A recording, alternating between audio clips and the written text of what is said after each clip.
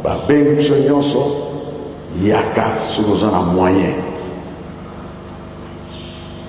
Ndenge bakangisa biso Angola, RDC, Brazzaville, oyoki yaka présence ya yo moto ya Brazza est nécessaire.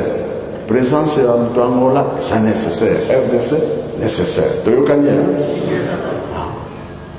jamais to kabola kuna pe to vanda ka kolobaka teke ngaza Congolais ya Brazza anga Congolais ko kabola te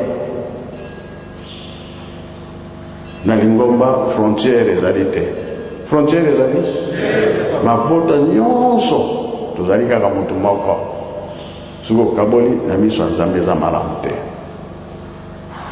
peut-être na liseki osakani na yo mais oya si motema anga na kaboli oza Angolais anga na kaboli oza Congolais ya Brazza Congo RDC non suko sali bongo BBC pambate les trois Congo et autant Afrique mokili mobimba.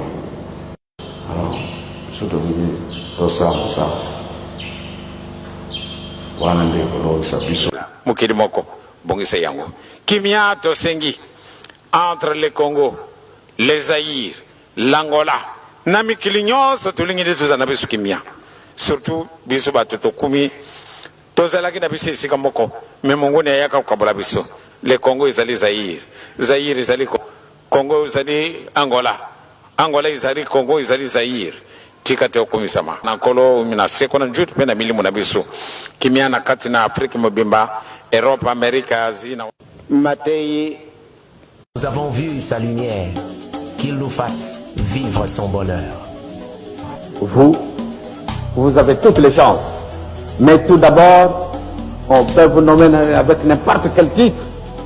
Mais si vous ne vous connaissez pas qui êtes-vous, vraiment vous ne ferez rien. D'où est venu l'homme noir. N'oubliez pas ça.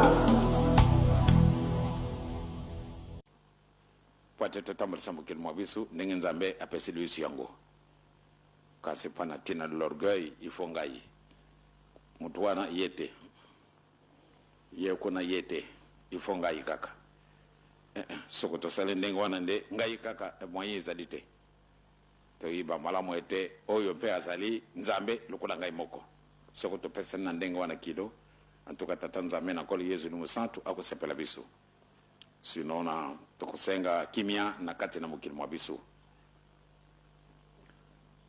na kati na Afrique mpasi zali na kati na Afrique mpasi zali pwana nini pwana bozangi loko wana toloki bokonjwa de kolodi bosote tokoluka kayango solo apamba teto tuni na banganga nzambi ya ndenge na ndenge ba specialiste batundi kasi pamba teto seto mesani kulata kabiloko ya bango banda tangwana tozalaka bamumbu yibi na biso kotanga français kuluba mino kondenge na ndenge wana tokadisi tokuki te eloko izangi biso. Ce n'est pas par les armes, ce n'est pas par la répression, ce n'est pas par l'emprisonnement qu'on fait le bonheur du peuple. Ni le bonheur, non pas la pacification, sans l'héroïsme, sans la bravoure.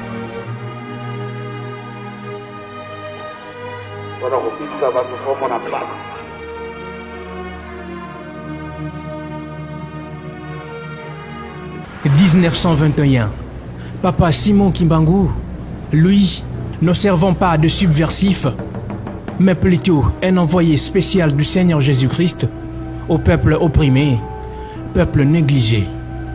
Incompris par la puissance coloniale d'autre temps, pourtant, affirmativement, il donna le meilleur de lui-même pour la libération de l'homme noir dans l'amour, la paix et la charité fraternelle. Papa Simon Kimbangu, ye pazalaki mo Kristo. Ndenge toyebeli yango etazwaka baptême na ye awa na gombelu tete na bandeko na biso ba protestant. Donc azalaki chrétien protestant Papa Simon Kimbangu. Abandaki côté. Bamindele bakizaa bila fondo mwanda fele la wizard. Alors mukunsosa Le 12 septembre 1921, le gouvernement colonial belge procéda à son arrestation. Dans leur finalité, les colons, avec un seul objectif, décidèrent d'étouffer activement et à tout prix l'expansion et l'intégrité du kimbongisme.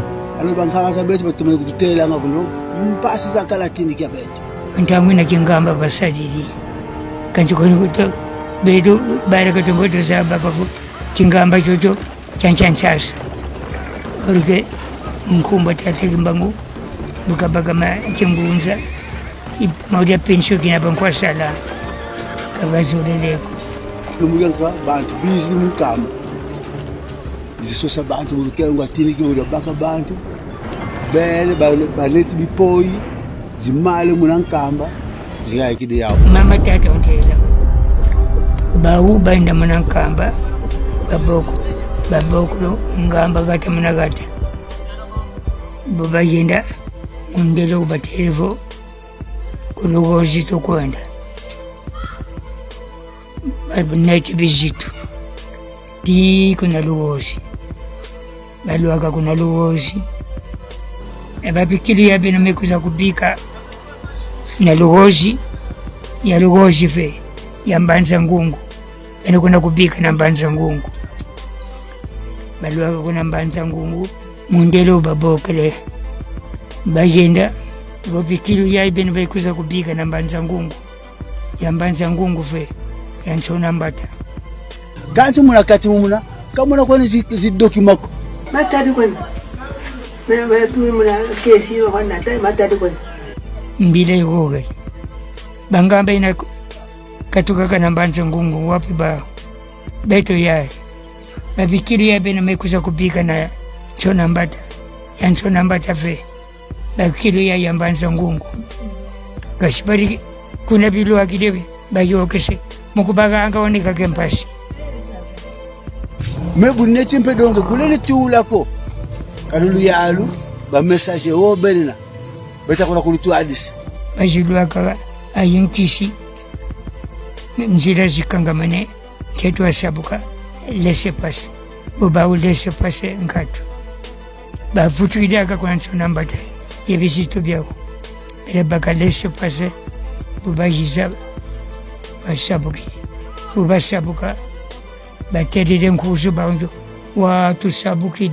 tusabukide bantandu banjo bansamu wambikwa ne beno kadukwemi malumone meme kutufa mbwa kwani kutuya mbwa kazi wafitana tena mukipo samu wambiwa nani otati kimbangu nsamu wambikwa kadukwemi tata de mushi mpangu batasabuka mkyamfuli tampadi dididi mama mfulidi tutata yanvo nchukizili katuka nagaemba malichonoka kwa kido ngasino munsi mpasi zimonekele mulipo uwidi voka kipoi kilwe bantu bakipoi bafoti joka ntini banka kwa kwena mumfinda 2 jours 3 jours une semaine katamoneka kuwatalika vuidi baza kongungu baleka mshuka mundelo baboke yanjo beno kwende na beno na kamba kimbango yani muntu kufuta beno beno kwende kani kutunjeri mpadi adu na dira munjida imambu makaga ya wanga kiseida kama makako 38 ans de calvaire à travers cette vie d'enfer qu'auraient subi nos arrière-grands-parents dans le souci de soutenir cette œuvre grandiose qu'implanta Papa Simon Kimbangu, le kimbongisme.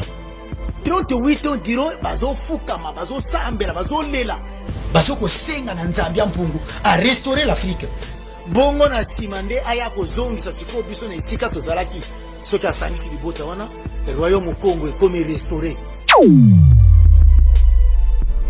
Derrière lui, rangés comme un seul homme, nos ancêtres acceptèrent au sacrifice suprême le sang de leur vie à l'assurance du futur de leur progéniture que nous sommes. Depuis 1921, tango Papa Simon Kimbangu akangamaki, kindo na 59, batata na biso pe bakangamaki. Mais na kati ba groupe ezami balé. Ba oyo ba condamnaki le 3 octobre na conseil de guerre.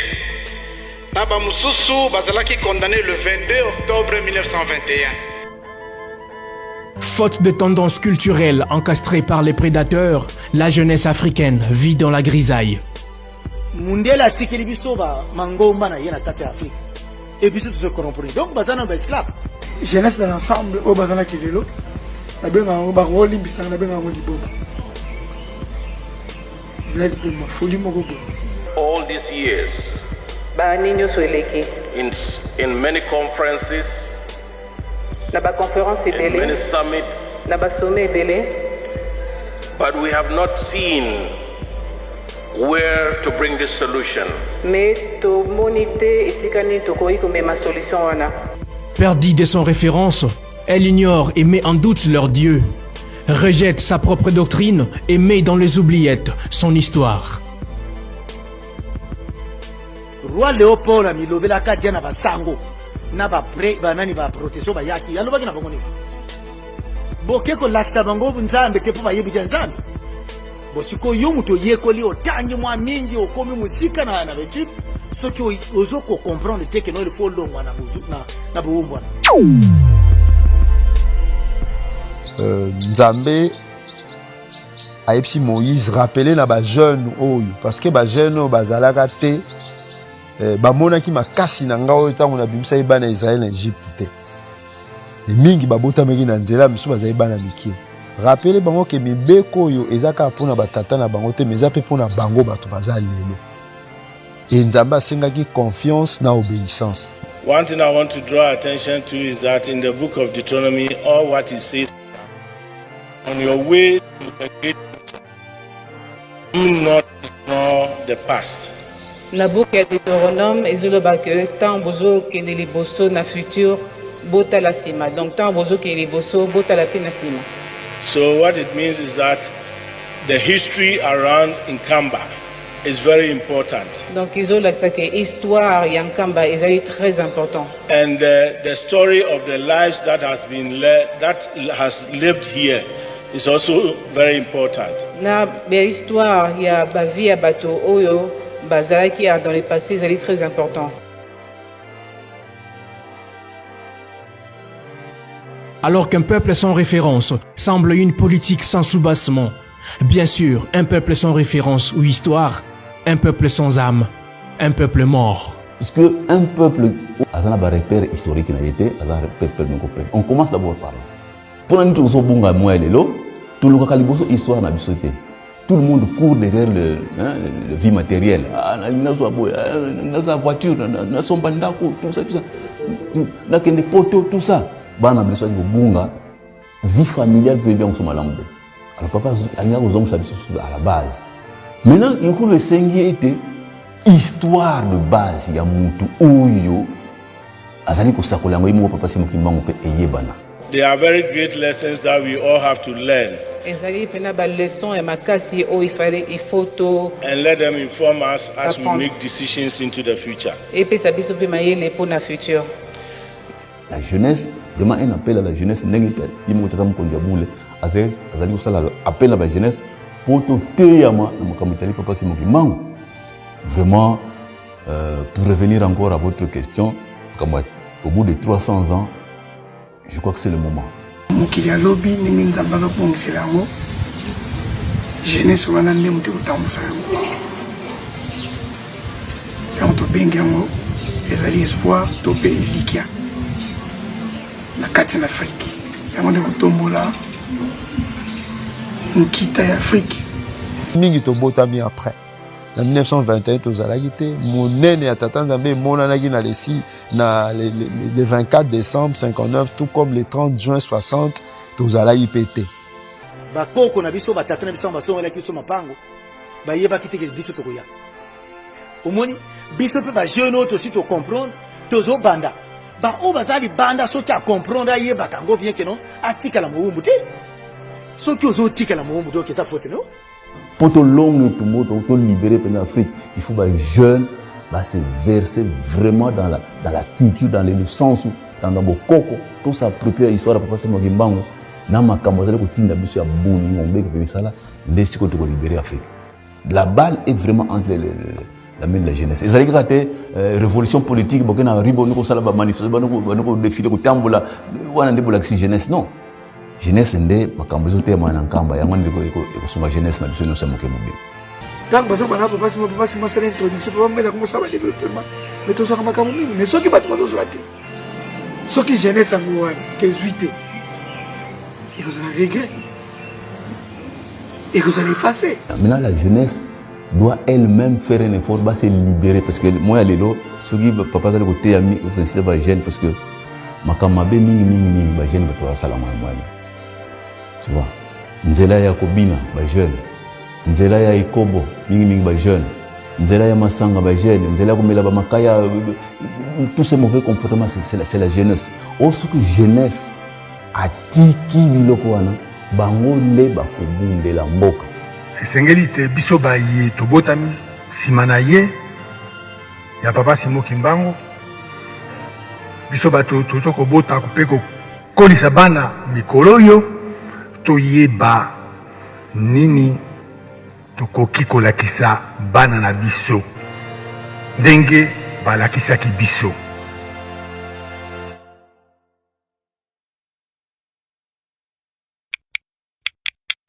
Le 26 août 2001, 10 jours après la disparition physique du deuxième chef spirituel de l'église kimbanguiste, Papa Dialungana Kiangani Salomon, sa famille biologique ainsi que l'église présente dans le saint majestueux temple de Nkamba à la Nouvelle-Jérusalem, Papa Simon Kimbangu Kiangani, chef spirituel et représentant légal de l'église kimbanguiste. Mais Oya Rosala, représentant légal, chef de l'église, Mitonde Togolandé Nasima, Ezali, Papa Simon Kiangani.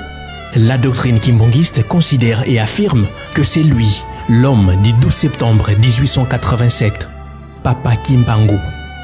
Awa tozali dans le domaine spirituel, donc au-delà de la physique, ezali biloko ya molimo. Ba recherche ya molimo basalaka na laboratoire te. Donc eko consulter ba ouvrage otala, ce n'est pas cela. Basalaka na mabonde. Kotula tata nzambe soki likambo na yoki ezali nde ya solo. Parce que ezali domaine ezali ko dépasser intelligence humaine. Yesu tango yaki likambo ngo ezali ya sikate. Bapo ayebisaki bana na ye. Kena kati na bino mwasi moko mama moko azali kobota nde ngai. Mukolo ngai na kokende oyo akobota mwana wana akobotama nde ngai. Mwana wana oyo azalaka na miso akoki komona te. Tozali koloba Papa Simon Kimbangu Kiangani. Oui, parce que Kiangani ezali kombo nkolo Yesu alati soki mpo na ngande tokati kaka Papa Simon Kimbangu yeyo. Papa Simon Kimbangu oyo mususu donc nde yeyo. Nzambe achangeaka na ye mpo na nini na maloba nzambe ekomamake na kozala na bino éternellement. Soko totalaki ntango wana bazalaki bamisatu tata siada azalaki liboso na bango me azali kokumisa Papa Salomon Kiangani Dialunga bamosusu ye azali centenaire na nkama bamosusu ye azali nene ayekoli te or likambo ezali mpona koyekola te boponami ya tata nzambe biso bantu ponaki Papa Simon te biso bantu ponaki Papa Mfumandongo te me nzambi ye moko moto aponaki yango wana balubi maloba nyonso oyo tata atikilaki bango biso mpe na nkumba na tata na mwana tondimi yango napasi mumbe baba masaba totela maboko tago yina ka fwa munandalo sikafwa ujizasa balabala baba tatu babena ba ubakento ba ubivumba kala akando baba kala bivumu tata shima ujuru batelevo akatu babena batatu konso bute mwana bakala nono bandu nango tukiki ngai mpenza ntango tozalaki na 5 mois papa fuma longo badiangela kuntima na kati na kilongo azali koyebisa ngai ete à travers vous papa Mopembe le monde connaîtra papa ntango nazalaki na Équateur nayebaki te papa Simon Kimbangu bayeba ndaka o mosusu bakoyeba ye à travers ngai enani wana motika te bakei papa Mambanda abengi ngai na bakongo apesi ngai mokumba totamboli na ye mbala moko ya mibale papa Simon Kimbangu Kiangani botambola na likambango liyeli ngai oyo balobaki na yo ete bakoyeba ye à travers yo ye. J'ai fait connaissance de son éminence et j'ai trouvé un homme aimable, animé de paix.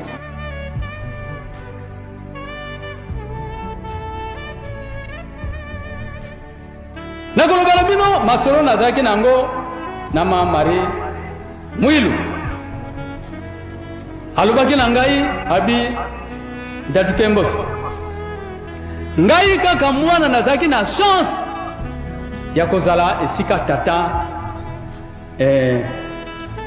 apesaki pema na ye ya suka ngai nazalaki alobaki na ngai likambo alobi ete mama yo ozwa kombo ya mama na ngai donc ozali mama na ngai nakoloba no likambo moko ngai nakomi kokenda mwana na ngai tata mutu akotambusa lingomba kasi akozala na pasi bitumba munene ekobima batu bakozala na ntete mpona kobundisa bitumba yango bino bana oyo biso toboti bino batu bakobundisa mingi tata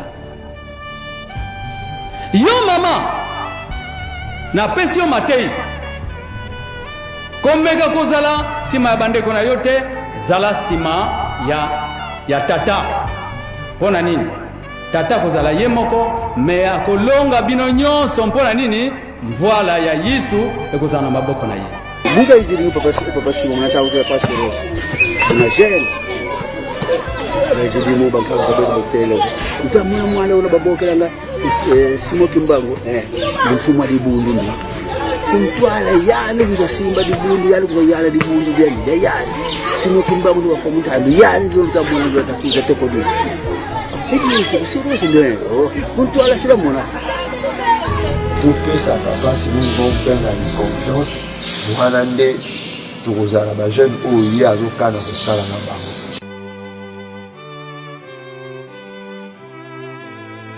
Alors que voulant faire de la jeunesse africaine un modèle engagé, déterminé à leur propre histoire et attaché à leur ancêtre divin, le chef spirituel fait face à des contraintes avec ses frères intentionnés du pouvoir divin, soutenus par d'autres croyants. Tozali badjonaye, biso nyonso ndenge tozali 25 tozali badjonaye. Tokosala na ye elongo ye akovanda wana kati na nkamba. Point numéro 2 peut-être toyokaki malamu te bango banso ndenge bazali wana moko na moko akomi chef spirituel adjoint toyokani ndenge ordre bapesi ngai mokolonga nalobaki ke soki mikanda esalami natina yango na nkamba mpo nayoki yango mingi tokendeke mbangu mingi oyo bazalaki na esika wana peut-être baremarkaki te ke nazalaki kotanga ndenge son éminence Simon Kimbangu Kiangani atindaki ngai nde ndenge nayebisaki na bato maloba wana napesaki bino eutaki epai na ngai te eutaki epai ya ye moko son éminence papa lutu papa Mbanza bazalaki lokola na suppléant lelo yo okomi chef spirituel nzoka ndenge moko lobi lobotani ebele bapapa mosusu position na bango ezali ndenge nini lelo oyo bango balekisi ngai lobi nazali te esika yango kokende kaka na ndeko oyo tobotami na bango bango tolobi te bango balekisi ngai mpe tozosala na aleki C'est-à-dire papa tokoloba parce que bat balinga koyoka ba moya français pour être ba comprendre. C'est-à-dire tokoloba que ba papa nyonso yo ba botami na yo parce que boza 26, 25 nyonso bazali ba adjoint na yo. Ngana lobi na lingala. Oya français bino batu boyebi yango ngana lobi na lingala. Merci papa. La lingala c'est-à-dire ozali bazali ba adjoint na yo papa. Zaboybo.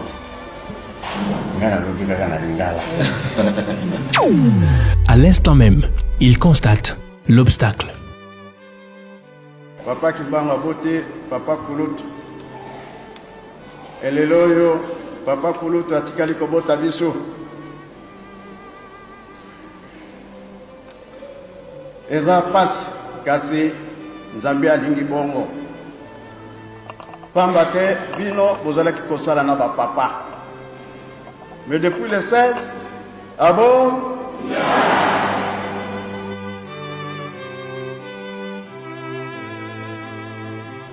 Mais ceux qui bossent ma paix, pas un déconangaï, n'en a pas sepelé. Et l'accident, vous avez préparé un chèque pour la bissou. De la place, n'en a télémi, n'en a poussé, bangonio sur balé kingaï.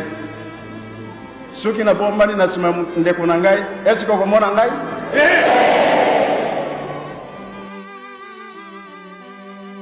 Impossible de décortiquer ce qui lui est caché dans ce langage masqué. Donc, il y a des gens qui ont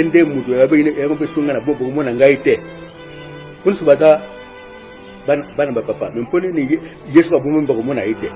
papa Simon Kimbangu kiangana be atuni papa de Lungana papa makambo nyonso ezoleka na lingomba oyo vraiment papa bongo ngai mokumbo oyo ya lobier ba oyo bakoyokela yo baza ya yo oyo bakoyokela yo pete esala yo pasi te mais na ntango na bino nde makambo nyonso esengeli ezwa nzela.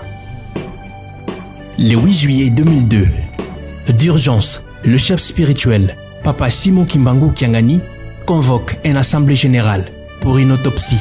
Et Salomon tant azwaki bokonzi ayebaki pe kovandisa mboka pona koyeba malembe ndenge ni kokokisa ba makambo susu ezalaki ba secret oyo batikelaki comme ba consigne. Donc c'est normal que na tango ba papa bazalaki bango misato za makambo susu ba yebaki ke tango papa Simon Kimbangu Kiangani tata na bango akoya yende akozongisa ba makambo wana nyonso na nzela o na tango na bango batikelaki yango nzela. Le papa bake komuni ni mutambuka aliko zela mokonzi kuna ngapeta commandement pa yazali wakina Brazzaville komi yangai Congo Brazzaville ukuna dikwa kume basikomuna mukonza usani ni kwa kimokena usala musani nini so mna kibokonzi mna ekwem ko tepa tout ça kuna banguna balingite que a réussi. Et voilà pourquoi Tanguye a joué à Côte-Naren, a bandi dans l'assemblée générale pour n'aroyer bakoko kisa babitinda to makambo nyonso oyo batikelaki comme ba consigne. Nsaki assemblée générale toya tala makambo na ngomba pour ngomba ezo alura malamu. 12 octobre 2002, le moment de l'autopsie.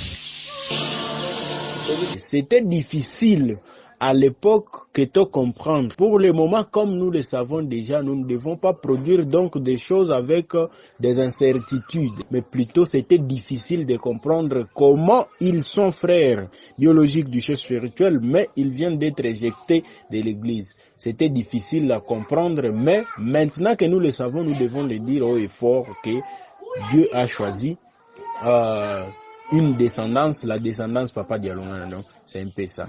Parce que Papa Dialongana a fait que tika lingomba na maboko ya bangulu te. Puisque son objectif est de construire une Afrique modèle et une jeunesse solide engagée à une idéologie bien précise, Papa Simon Kimbangu Kiangani procéda rapidement à l'installation d'un instrument d'appui, d'accompagnement et de visibilité de son programme. Dans l'optique de la promotion de la jeunesse, après l'inauguration de la radio-télévision kimbanguiste, le chef spirituel effectua un voyage en Banzansanda.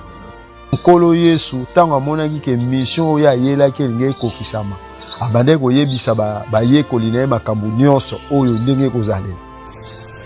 Le 6 juin lero le 6 21 nileki envahissement ya mboka Nkamba papa Kimbangu kama ke ntaona ya ukama ekokira nute akendeki na Mbanza Nsanda na umeleka mumke kuna nde makambo mingi alobaki mais mingi alobaki na Nkamba ate kuna alobaki yango réalité oyo tozo vivre lelo ba jeune ba morale eza esu ya malamu te bazotosa baboti te tout ça babiloko wana nyonso papa Simon Kimbangu amuvivaki yango na Mbanza Nsanda. Na Mbanza Nsanda papa journaliste eza mpe na porte métaphysique mpo na nini ye namonaki bagene kuna ndenge toyebi na histoire oyo nkolo oso alakisaki ye asimbaki motu alakisaki ye modele ya bagene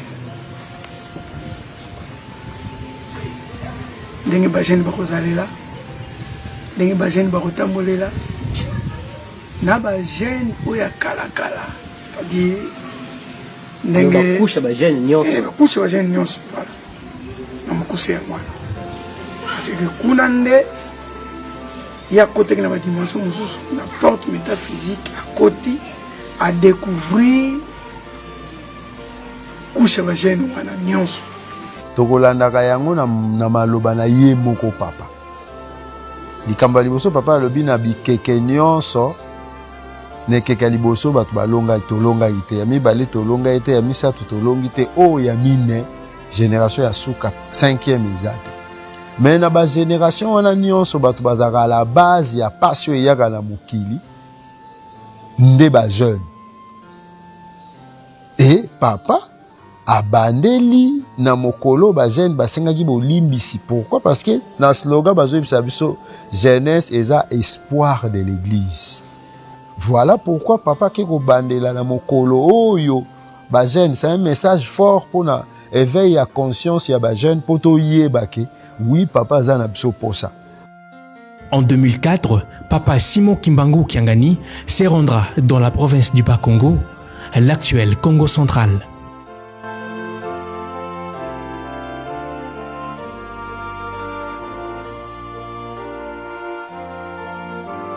Pour faire asseoir le fondement sur le pilotis, alors il faut faire une bonne fondation. Lokola bandaki na biso, toyeba histoire na biso. Bon comme Kinkulu dès 2003 a visité ba fils ba site historique et en Kamba. Nous centre wana 2003. Asisi wana akena lutendele 2004. A faire visiter biso bisika nyonso lutendele papa Simon Kimbangu sala mabondeli papa de sala mabondeli et pas ma bilaka ya mboka o epesa maila ki ba indépendance tout ça ngami sala lutendele tukono mona uzuma Kinkulu en 2005 en novembre papa Simon Kimbangu naza kuzomo canon ya ko instituer organe babengi bureau de la conférence internationale sur papa Simon Kimbangu. En 2006, il organisa une conférence sur papa Simon Kimbangu. Il est mon papa de Ngenda 87 en 1987 à Écologie de Kimbangu. Que awa na centre conférence nene ikosama pour nous spécifier par écrit. Et bandi les lotés. Nkolo Yisu c'était le même procédé. 1706 libike mama kipa vite babomakaye tokomela 2006 300 ans 3 siècles des conférences esalamaki na Kinshasa baprofesseur bayaka bato mayele bayaki ya mokili mobimba talaki makambo ya tata Simon Kimbangu na mama kipa vite oyo asakolaki komba tata Simon Kimbangu mama qui va vite. La première, banda liwana il fallait attendre 300 ans. Donc comme en 2006 maman qui m'a besoin pour ça 300 ans conférence ça. Il n'y a pas de hasard il n'y a pas de hasard. Thème lobby Simon Kimbangu l'envoyé spécial de notre Seigneur Jésus. Papa Simon Kimbangu azali o babengaka patrimoine ya mokili. Total Simon Kimbangu na perspective historique. Bokoka kosangisa ete na biloko oyo eza kobimabima lelo na mboka na biso binzambi eza ndenge moko te. Totia ye na esika oyo azalaka. Biso tolakisa esika yango. Epuis tolakisa o mosala oyo asalaki tobimisa ye penza. En 2009, 50 ans après sa disparition physique, la dépouille mortelle de maman Mouilo Kiawanga Nzetani Marie, épouse de papa Simon Kimbangu, est rapatriée de village Ngombe Kinsuka à la Sainte Montagne, où reposent les saints des saints.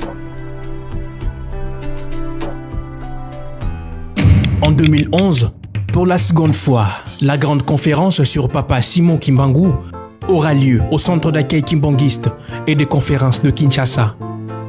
Thème: l'homme, son œuvre et sa contribution au processus de libération de l'homme noir. Bolandaki ndenge conférence internationale elekaki bayo nakati na bino bakwai koya na Kinshasa bamonaki exposition bamonaki pe carte oya munene totiaki eza kolakisa passion ya papa Simon Kimbangu. Carte wana il faut ezala wape nankamba yango wana toyawa professeur Sabakinu akomema papa afungola tumweni vo carte kyokyo kikefioti tutuli mpe vandambo na carte kyokyo zidati zozanene za église.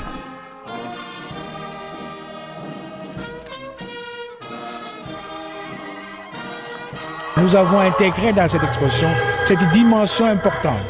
22 panneaux sont consacrés à la traite négrière et 13 panneaux consacrés aux inventaires noirs.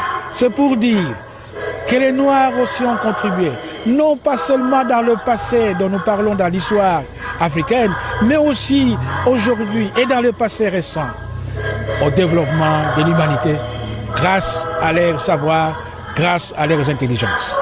Le message, que les jeunes gens viennent visiter l'expo. Ils comprendront, ils verront, non pas raconter, mais voir les images de ce que représente l'histoire vraie, l'histoire connaissance, et non pas l'histoire manipulée. Donc nous sommes venus d'abord lui faire un compte-rendu oral de la conférence, parce que le phénomène kimbanguiste, qui est quelque chose de vraiment très important, pas seulement au Congo, mais dans l'histoire de l'Afrique, des peuples noirs et dans l'histoire du monde. Ça a été quelque chose de tout à fait exceptionnel. Tous ceux du monde entier qui pouvaient venir sont venus. Quelque temps après, sur demande du chef spirituel et représentant légal de l'église kimbanguiste, sa divinité Papa Simon Kimbangu Kiangani, le gouvernement congolais, en accord avec la royauté de Belgique, décide de réviser le procès du 3 octobre 1921, procès condamnant Papa Simon Kimbangu à une prison à perpétuité.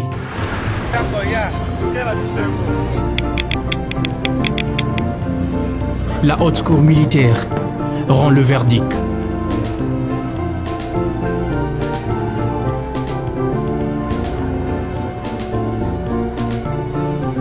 L'an 2011, 3 octobre, 90 ans après la condamnation injuste de Papa Simon Kimbangu par l'autorité coloniale belge, le gouvernement de la République démocratique du Congo, sous la houlette du général-major Excellence Joseph Kabila Kabongé, organise à Mbanza-Ngungu, dans la province du Bas-Congo, l'actuel Congo central, une cérémonie événementielle. La remise officielle des documents du verdict.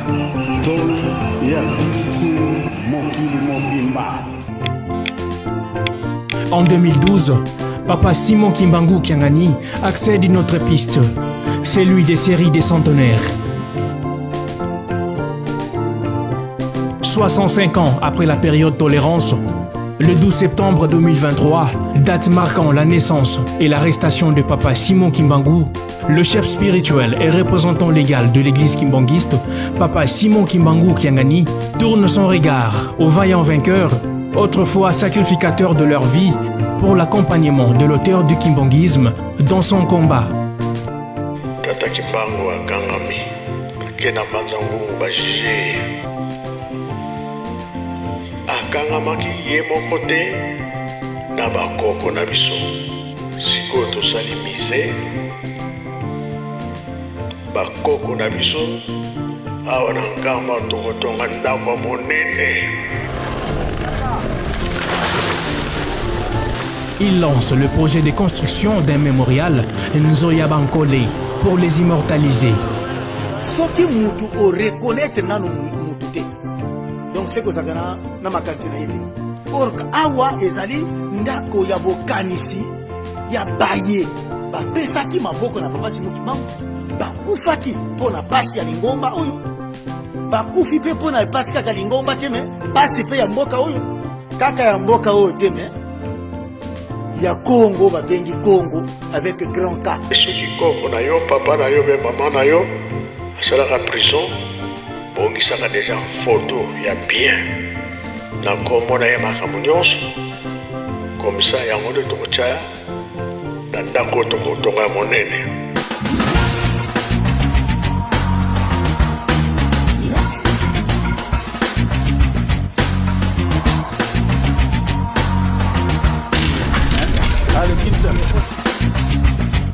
« 12 septembre 2023, 17h40.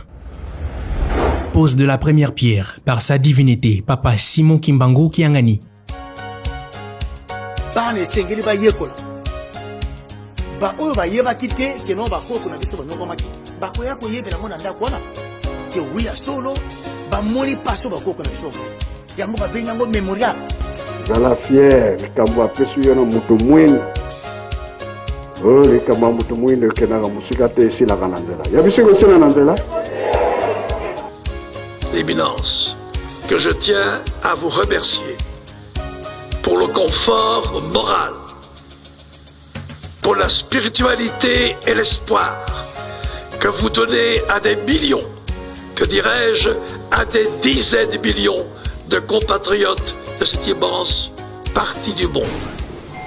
Komisa kombo na yo na mukanda ya bomoi obiki.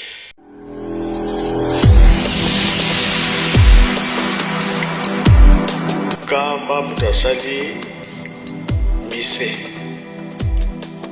kamba kosala ndako ya bankole.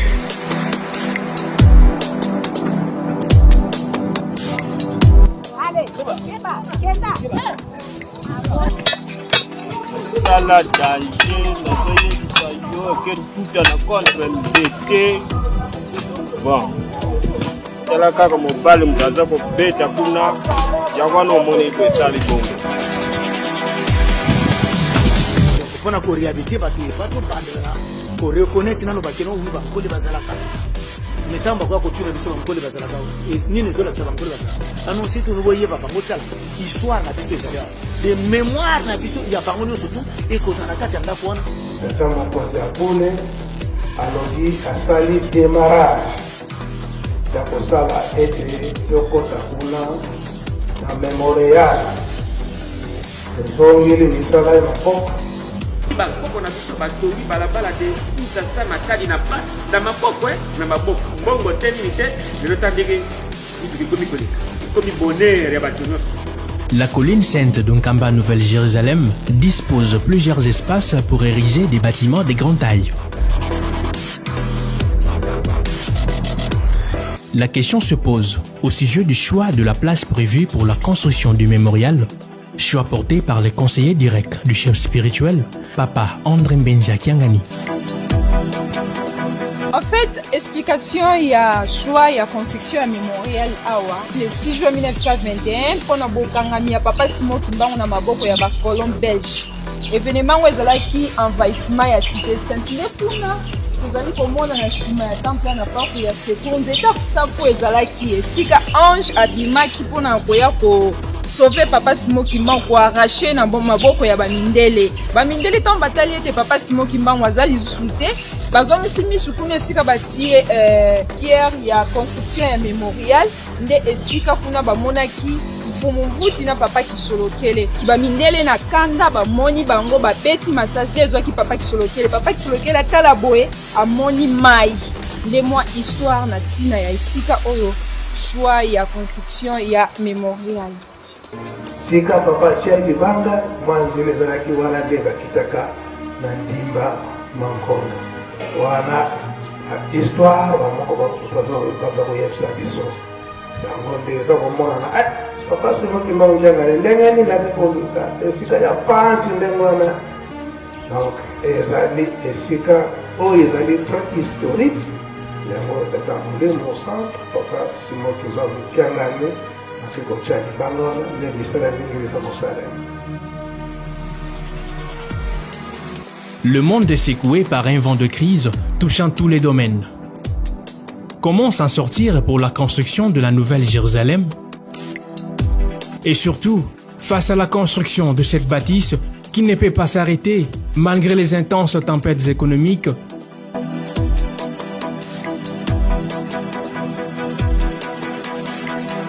oui, tout a été prédit en Banzansanda le 10 septembre 1921 par Papa Simon Kimbangu.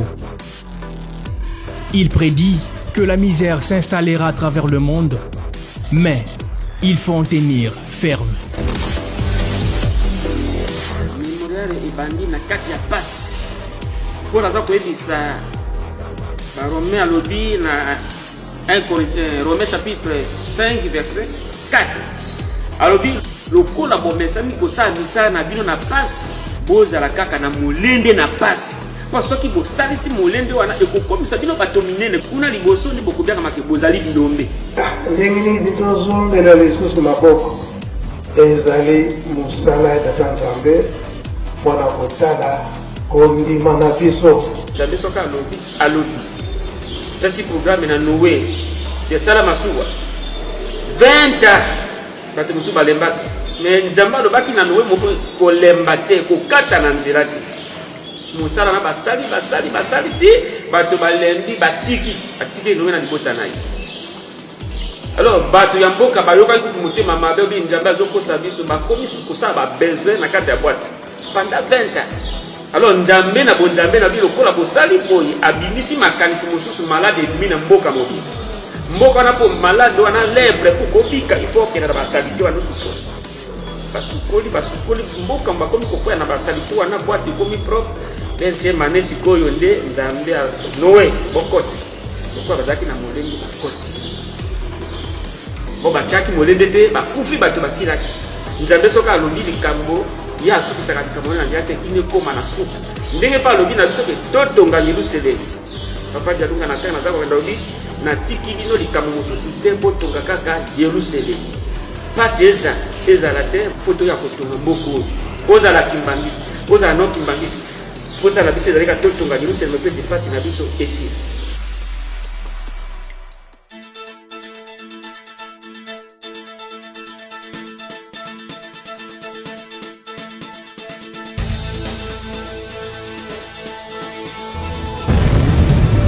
Le Seigneur Dieu Tout-Puissant que nous prions est celui qu'invoquaient nos pères.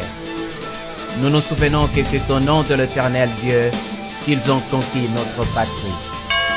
À l'heure où la RDC se réveille, cherchant à s'affirmer, nous nous souvenons que ce n'est ni par la violence, ni par les armes qu'ils l'ont conquise, mais c'est plutôt par les jeûnes et prières adressées à l'Éternel au nom du Sauveur qu'ils ont conquis la nation. Nous le savons, nous sommes la descendance glorieuse d'Afrique. Nous savons aussi que nous avons été rachetés par son sang. Et enfin, le Seigneur a fait de nous ses enfants, la descendance des héros de la non-violence. Pacifistes nous sommes, hospitaliers nous le sommes. À l'heure où le Congo, terre d'asile, le Congo réconciliateur, lutte pour la reconquête de son intégrité volée, les Congolais s'en souviennent encore aujourd'hui que ce n'est ni par la violence, ni par les armes que nos aïeux ont conquis la patrie, mais au contraire, c'est par les jeûnes et prières adressées à l'Éternel au nom du Sauveur qu'ils l'ont conquise.